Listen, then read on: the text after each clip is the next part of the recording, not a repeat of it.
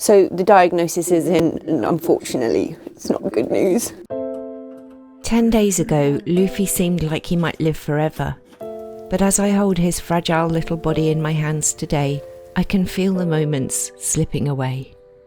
What I thought was a simple case of hairballs trapped in his gut turned out to be much, much worse. This is Luffy's story. Luffy joined us 17 months ago with his partner Zoro.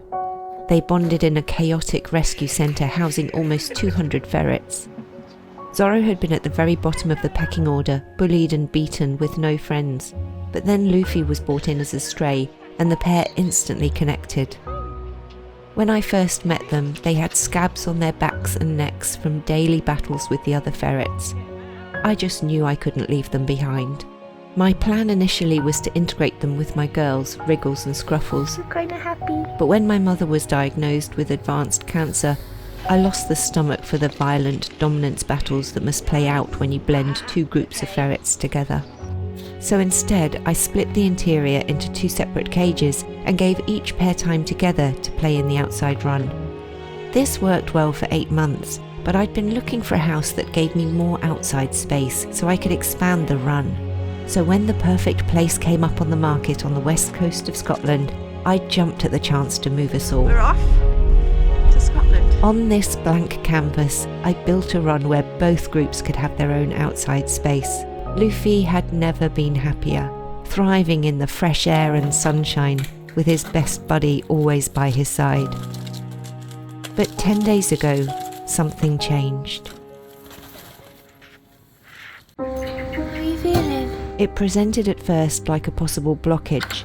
Luffy is a heavy shedder, so I thought he might have a hairball trapped inside him, which is not uncommon in ferrets.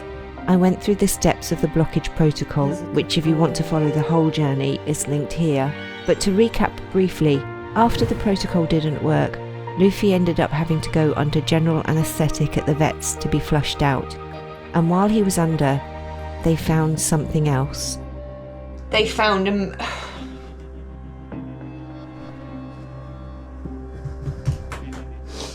They found a mass in front of his kidney. The vet's first thought on discovering the mass was an adrenal problem. Luffy is 3.5 years old, and that is prime age for adrenal cancer to be diagnosed. It's a devastatingly common problem in ferrets, due in part to genetics, but exacerbated by bad diet and hormonal issues after being desexed too young, which sadly happens all the time in commercial ferret breeding. Of course, adrenal cancer is bad. Hey Lou, how are you feeling? But it can be managed with a variety of treatments. If caught early enough, he could live another 2 or 3 years relatively normally, Good boy. although he will have to get used to visiting the vet. So I had hope.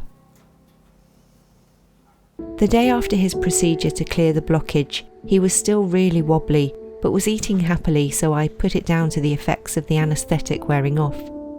But the following day, he seemed even more wobbly. I noticed he was straining to poop with no results again, and his breathing became rapid, like he was panting. I'm going to give the vet a call. I called the vet, and she said it sounded like he needed some painkillers. We've got an appointment at 2:15, and they're going to chase up the results from the test from whatever was on his kidney that they took a sample from. So they're going to chase those up this morning as well. And hopefully that will give us some clarity about what exactly is ailing him right now and what a treatment plan might be, or at least be able to get him out of the discomfort that he's clearly in. So I'm gonna go get myself together, pull myself together, and then we'll head off to the vet, see what we see. The painkillers completely knocked Luffy out, but he still dragged himself to his food bowl to eat. Even Zoro seemed unenthusiastic about food. That's not like Zoro. I presume he's just feeling sad. Oh dear, dear, dear. I set about my normal cleaning routine, trying for some semblance of normal for the other ferrets. But then I saw something I had never seen before. and it filled me with dread. Luffy didn't finish eating his dinner. The painkiller had been an opioid, but a very light dose, so it shouldn't have hit him this hard. He didn't even have the strength to chew the treat I gave him, just lay there panting with it in his mouth. I will never forget the sense of hopelessness I felt in that moment. I had done everything humanly possible, and he was still suffering. I called the vet to report this, and she said that without a diagnosis, we'd done everything we could just now.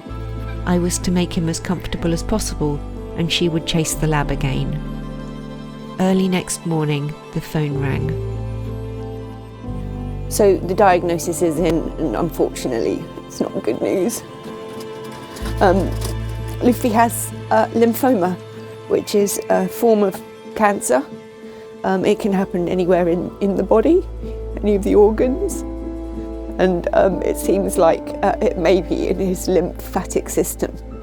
And my vet has warned me that there's a very strong possibility that it's progressed to many of his other organs, which is why we're seeing the kind of shutdown that began with the constipation as the first really visible symptom. But lymphoma is very often invisible for a large part of its existence, and it's sadly very common in ferrets. So we've got an appointment at 2:15 this afternoon to have a proper examination, now knowing what the problem is, and see whether or not there are any treatment options that might work for him. So I'm just going to make him as comfortable as I can this morning, and I'll check in with you later. It soon became clear that Luffy was getting worse, so I decided to stop filming. I wanted to focus my attention fully on Luffy, and I prefer for us to remember him like this. Luffy's cancer was taking his organs out one by one, and when we returned to the vet, I had to make the difficult decision to help him be at peace. With the help of a light sedative, he fell asleep slowly and peacefully in my arms as I stroked his little snoot. I cradled him until some time after the last breath had left his little body, then wrapped him in a blanket with his favourite treat in his paws and said goodbye. We'll get his ashes back in a few weeks, and I'd love to hear your ideas about how we can memorialise him in a way where he can one day be reunited with Zoro. I'm going to make sure I spend lots of time with Zoro in the days ahead.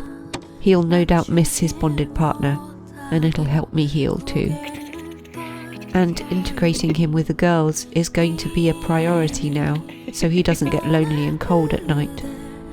Of course, I'll be sharing that journey with you here in the coming weeks. I know this news might make you sad. We're building an amazing and caring community here, and I know there's a lot of love for Luffy out there.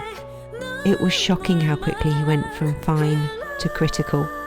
But please remember, Luffy lived like a king while he was with me, and that was a decent chunk of time in ferret terms. He was playful, brave, and would do anything for a treat. He had the heart of a warrior to the very end. Dook in peace, little buddy. You'll always be part of the Floof Crew.